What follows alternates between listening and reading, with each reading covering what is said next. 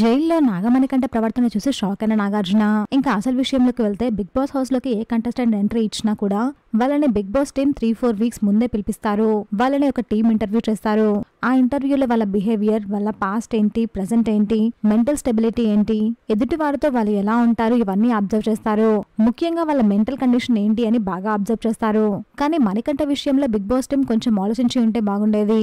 House లో ప్రతిదానికి emotional అవుతున్న మణికంఠని చూసి మణికంఠని హౌస్ లోకి ఎందుకు పంపించామా అని ఇప్పుడు అనుకుంటున్నారు. అతను ఏం మాట్లాడినా ఏం చేసినా కానీ ఎమోషనల్ గానే రియాక్ట్ అవుతున్నారు. తనకు ఎవరూ లేరు అని, తన భార్య పిల్లలు తనని వదిలేశారు అని, ఈ షో తనకి చాలా ఇంపార్టెంట్ అని, తన భార్య కూతురు తనకు కావాలి అని చాలా ఎమోషనల్ అవుతూ వస్తున్నాడు. అతని స్టోరీ విన్న బిగ్ బాస్ కంటెస్టెంట్స్, ఆడియన్స్ కూడా చాలా ఎమోషనల్ అయ్యారు. మణికంఠ చూస్తే ప్రతి ఒక్కరికి బాగా అర్థమవుతుంది.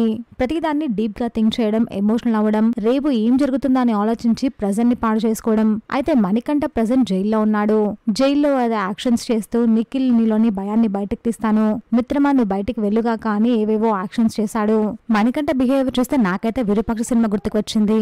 అదంతా చూసిన నాగార్జున షాక్ అయ్యారు. అసలు ఏంటి ఇదంతా, మణికంఠని ఎవరు సెలెక్ట్ చేశారు, హౌస్ లోకి పంపించే ముందు అతను ఏంటో తెలుసుకోవాలి కదా అని నాగార్జున గారు అన్నట్టుగా సమాచారం.